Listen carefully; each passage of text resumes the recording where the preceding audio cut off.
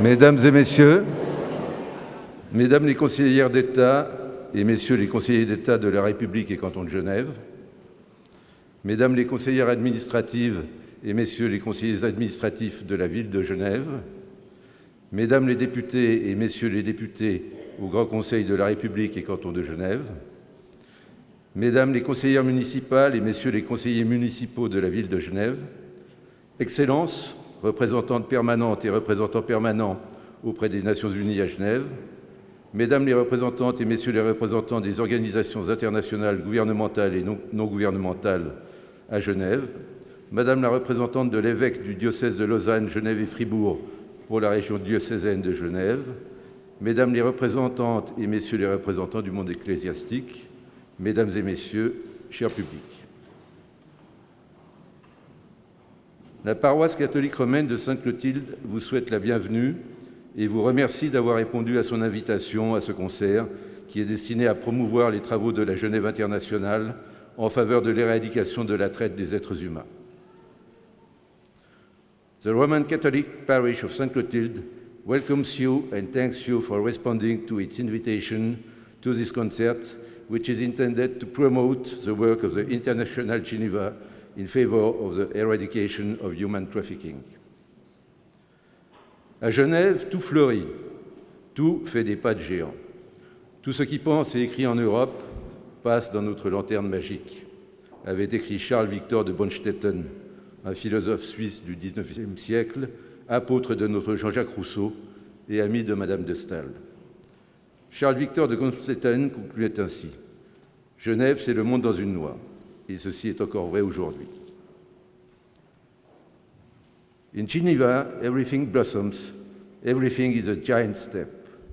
All that is thought and written in Europe, and we can add in the world, goes into our magic lantern, wrote Charles Victor de Bonstetten, a 19th century Swiss philosopher, apostle to our Jean-Jacques Rousseau, and a friend of Madame de Staël. Charles Victor de Bonstetten concluded as follows: Geneva is the world in a nutshell, and this is still true today. Au travers de ce concert qui nous réunit, la paroisse de Sainte-Clotilde a voulu montrer que les liens qui unissent la Genève locale à la Genève internationale sont bien vivants et que ces deux Genèves ne demandent qu'à les renforcer encore. Through this concert that brings us together today, the parish of St. Clotilde wants to show that the ties that unite local Geneva and international Geneva are very much alive, and that both these two Geneva want nothing better than to reinforce them again. Je vais maintenant donner la parole à Madame Sandra Gollet, présidente de la paroisse catholique romaine de Sainte-Clotilde. Puis Madame le colonel Monica Bonfanti, commandante de la police genevoise, s'exprimera devant vous. Enfin, son Excellence Monsieur Michel Veutet, observateur permanent adjoint de l'Ordre souverain de Malte pour le contrôle et la lutte contre la traite des personnes, prendra à son tour la parole. I will now give the floor to Mrs. Sandra Gollet, President of the Roman Catholic Parish of St. Clotilde. Then, Colonel Monica Bonfanti, Commander of the Geneva Police, will speak to you.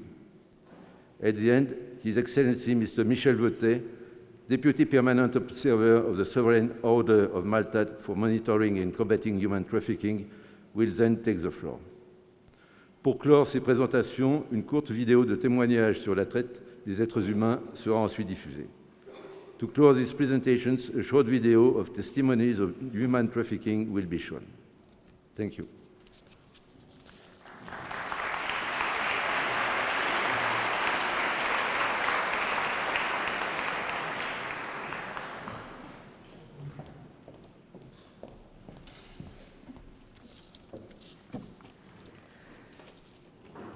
Mesdames, Messieurs, le grand concert pour l'éradication de la traite des êtres humains qui nous réunit ce soir dans cette magnifique salle du Victoria Hall s'inscrit dans le cadre de l'action de soutien que mène la paroisse Sainte-Clotilde à Genève en faveur des travaux de la Genève internationale depuis maintenant plusieurs années.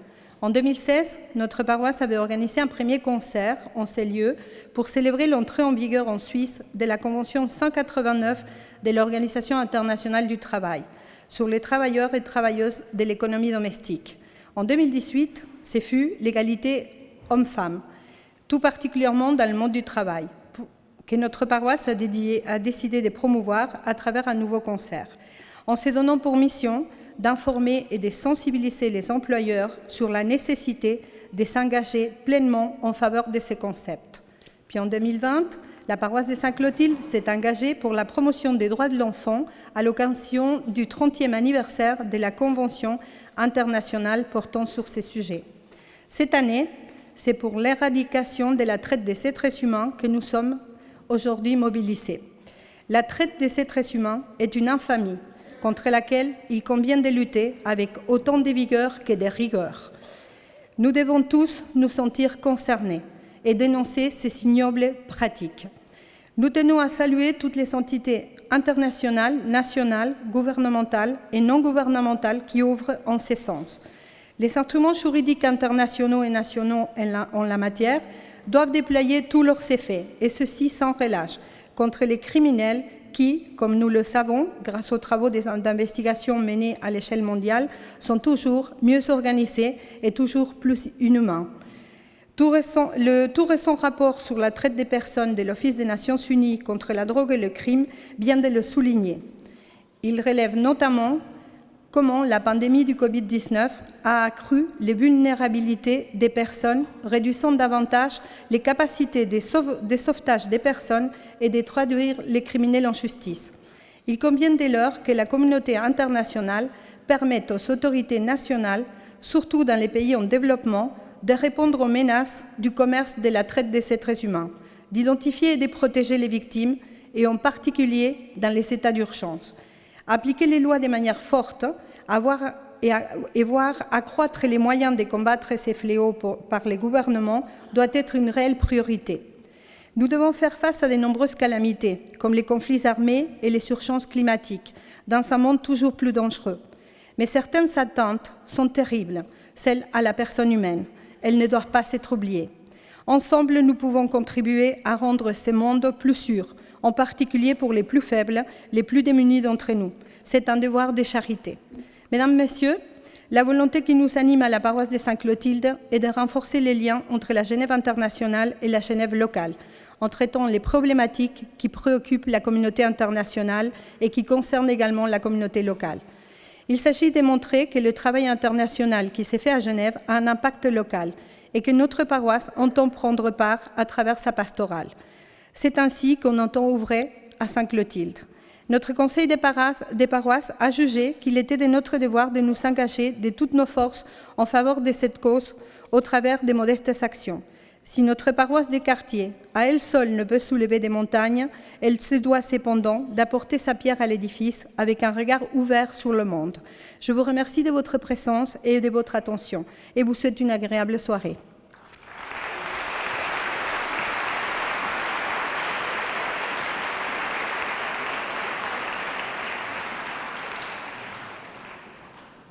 Je donne maintenant la parole à Madame le colonel Monica Bonfanti, commandante de la police genevoise.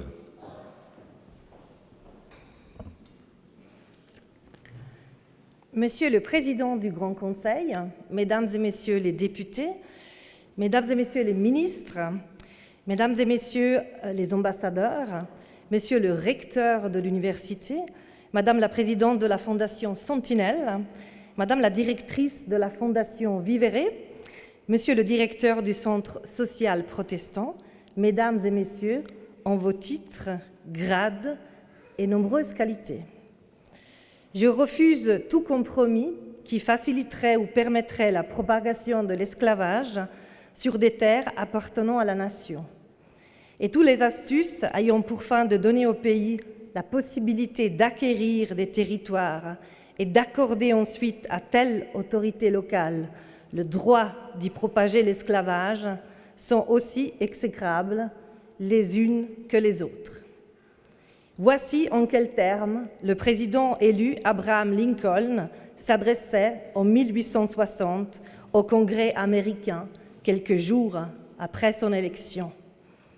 L'honneur qui m'est fait ce soir n'a d'égal que la grandeur de la cause qui nous réunit. Quelle noble ambition qui est celle des organisateurs de ce concert que nous nous réjouissons d'écouter, c'est-à-dire éradiquer la traite des êtres humains. Nous ne sommes pas rassemblés ici ce soir pour tenter de diminuer la traite des êtres humains dans le monde. Nous ne sommes pas ensemble ce soir pour réduire un phénomène et des pratiques que nous sommes unanimes à condamner. Non, mesdames et messieurs, nous visons l'éradication, c'est-à-dire à extirper, à supprimer et à abandonner définitivement ce penchant de l'être humain dans sa noirceur absolue que décrivait déjà Montesquieu dans l'Esprit des lois. Combattant à son époque de ce que nous appelons aujourd'hui la traite des êtres humains, Montesquieu nous livrait en 1748 sa définition de l'esclavage. L'esclavage proprement dit est l'établissement d'un droit qui rend un homme tellement propre à un autre homme qu'il est le maître absolu de sa vie et de ses biens. Comment à cette vocation ne pas voir ces bateaux dont les cales étaient remplis d'hommes et de femmes et d'enfants, entassés dans des conditions épouvantables, où la promiscuité le disputait au mauvais traitement, durant des traversées océaniques qui duraient des semaines. Mesdames et messieurs, cette image du bateau, dans lequel étaient entassés des centaines d'êtres humains, m'est revenue lorsque mes services, et plus particulièrement la brigade chargée de lutter contre l'esclavagisme moderne, m'a relaté certaines de ces enquêtes. La police genevoise dispose d'une brigade de lutte contre la traite d'êtres humains et la prostitution illicite. Elle est composée de 24 personnes, dont 23 policières et policiers spécialisés. C'est la seule brigade en Suisse dont l'action est spécifiquement dédiée à cet aspect de la criminalité, consistant à lutter contre l'esclavage tel que pratiqué au XXIe siècle. Ailleurs en Suisse, ce travail est également accompli et confié à des brigades plus spécialisées. Mes policiers sont parfois confrontés à des victimes qui ont une image de la police très négative. Selon leur pays de provenance, la police est plutôt complice des bourreaux et des exploiteurs, alors qu'elle devrait protéger leurs victimes.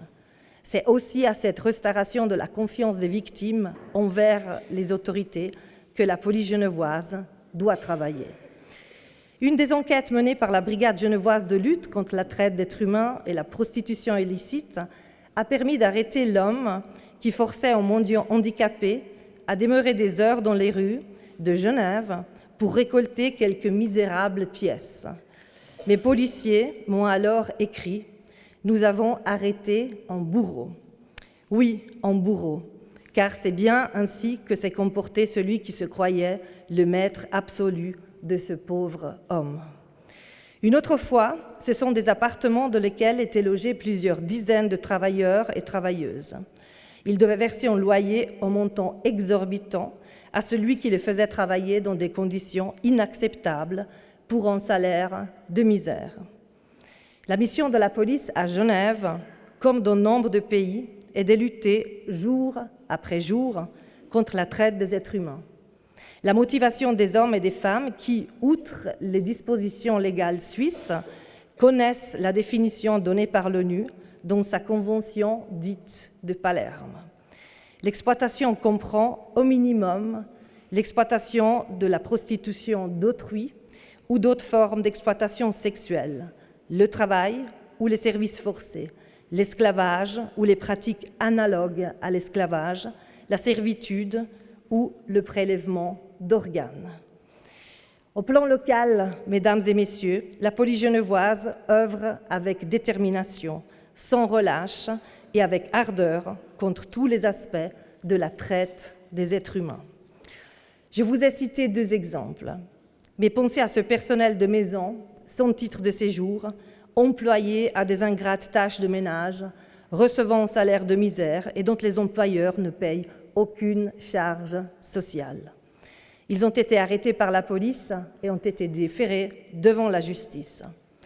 Pensez au personnel de la restauration qui doit travailler dans des conditions inacceptables, dans la cuisine de quelques restaurants, pour un salaire, encore une fois, de misère. Ils n'ont pas de titre de séjour et leur employeur, peu scrupuleux, joue sur cette faiblesse pour exploiter son personnel. Les restaurateurs en question ont été également dénoncés par la police genevoise. Pensez à ces gens qui sont venus en Suisse pour trouver un monde meilleur. Ils sont vulnérables car dépourvus de titre de séjour et dans une situation financière extrêmement précaire. Des gens sans scrupules leur prêtant alors de l'argent à des taux d'intérêt usuriers qui placent les malheureux en situation de servitude pour des très longues années. Ces prêteurs sans scrupules ont été arrêtés par la police et déférés devant la justice pour avoir trompé des dizaines de victimes. Je citerai encore ce phénomène qui consiste, pour une femme, à tomber amoureuse d'un homme qui lui promet monts et merveilles à condition de le rejoindre en Suisse. Arrivée ici, elle doit déchanter, car l'homme, plutôt que de lui procurer du travail, la contraint à la prostitution, lui saisit tous ses revenus et la loge dans des conditions indignes, lorsqu'il ne la frappe pas régulièrement. Ces faux amoureux, appelés aussi « lover boys », sont arrêtés par la police et déférés, encore une fois, devant la justice. Je pourrais encore vous parler de réseaux de contrefaçon de documents d'identité vendus à prix d'or par des faussaires sans scrupules à des personnes en quête d'une vue meilleure en Suisse. Arrivées chez nous, elles doivent déchanter et elles sont exploitées afin de rembourser les faux documents. Des faussaires ont été arrêtés par la police et, encore une fois, déférés devant les tribunaux. Ce sont donc tous ces aspects, toutes ces facettes de la criminalité dirigée contre des êtres humains, souvent les plus faibles, que nous combattons avec acharnement, avec l'espoir d'éradiquer un jour tous les aspects de la traite des êtres humains. Sachez encore que la police genevoise organisera en septembre 2023 une conférence internationale consacrée à la lutte contre la traite des êtres humains. Prenons date et gageons que nous serons très nombreux à nous revoir à cette occasion. Mesdames et messieurs, il est temps pour moi de m'effacer et de libérer vos oreilles et votre attention pour la musique, pour Mozart et tant d'autres qui, eux, vont nous montrer ce soir la face lumineuse de l'être humain. Et je vous le répète, comme le président Lincoln, je refuse tout compromis qui faciliterait ou permettrait la propagation de l'esclavage sur des terres appartenant à la nation. Merci beaucoup de votre attention et je vous souhaite un excellent concert.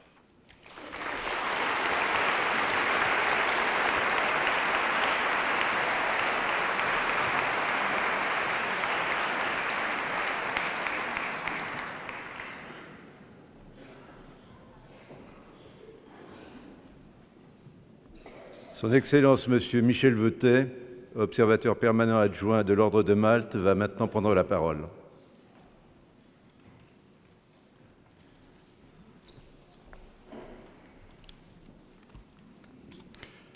Monsieur le Président du Grand Conseil, Monsieur le Recteur, Excellences, je reconnais ici l'ambassadeur de l'Uruguay, nous nous sommes vus dans un groupe de travail cet après-midi aux Nations Unies. Et, Mesdames et Messieurs, chers amis,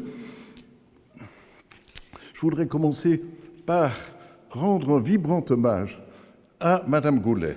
C'est elle, avec les volontaires de la paroisse de Sainte-Clotilde, qui a organisé cette magnifique soirée. Et je dois dire...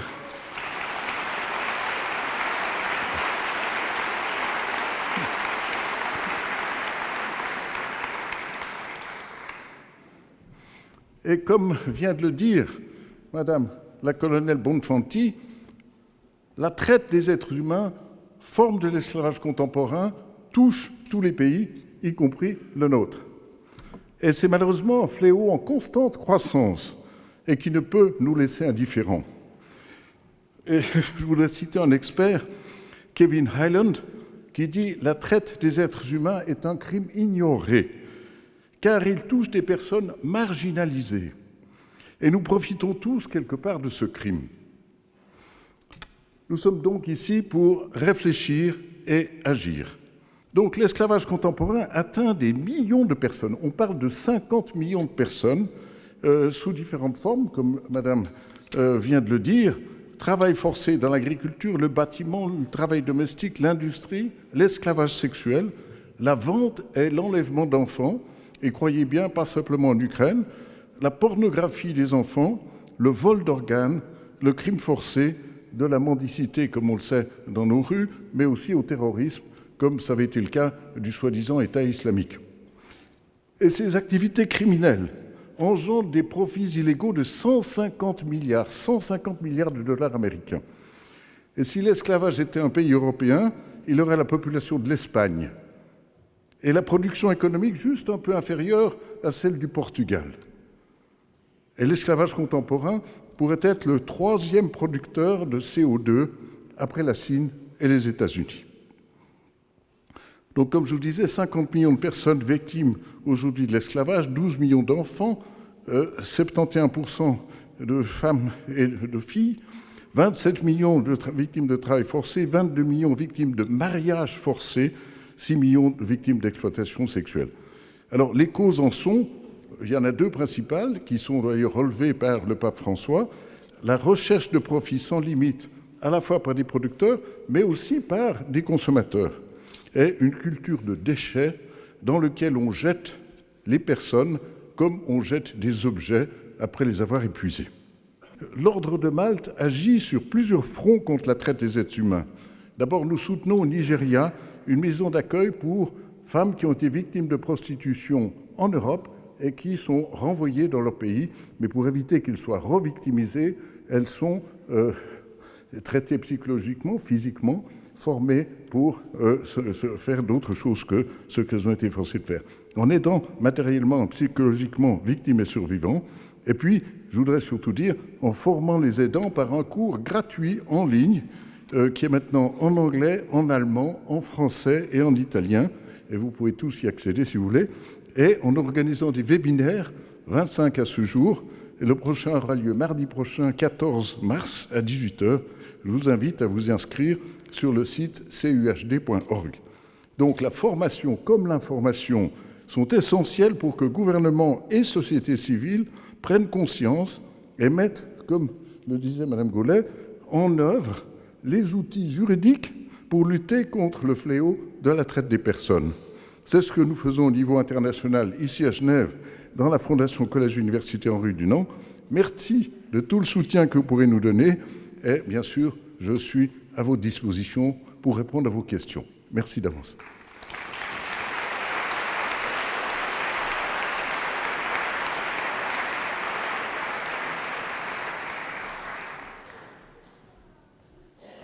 Avant de lancer le montage vidéo qui dure à peu près 6 minutes, je dois encore souligner le travail énorme fourni par l'association suisse Vivere, qui s'occupe notamment de la traite des êtres humains et dont vous allez pouvoir suivre les témoignages de victimes qui sont assistées par cette association dans cette vidéo. Merci.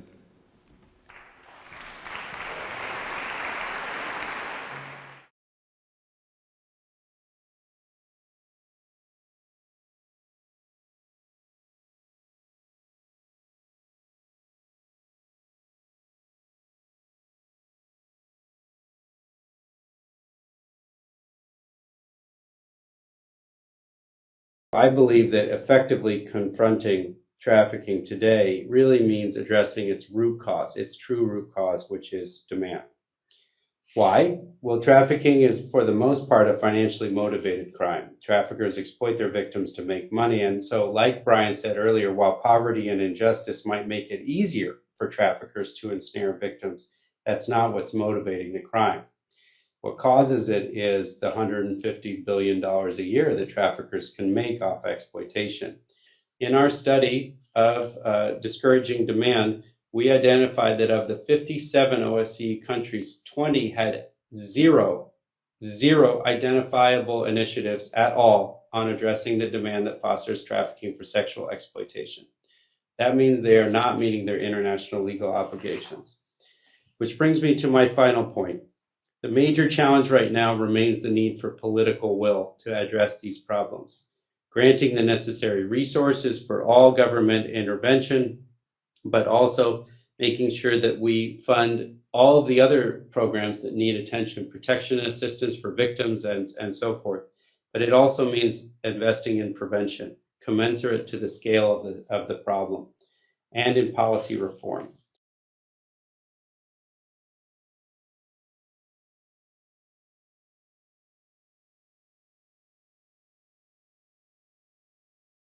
I became a full-time prostituted woman, and broke off school because I could not lead this double life. So this strategy, which is about targeted searching, recruiting, and pushing young women into prostitution for the purpose to exploit them sexually by faking or simulating a love relationship at the beginning, falls under human trafficking and is called the lover boy method. This form of recruiting for human trafficking is getting more and more common because it is the safest way for the trafficker to escape prosecution. He can hide behind the alleged voluntariness of the young women that are under his control.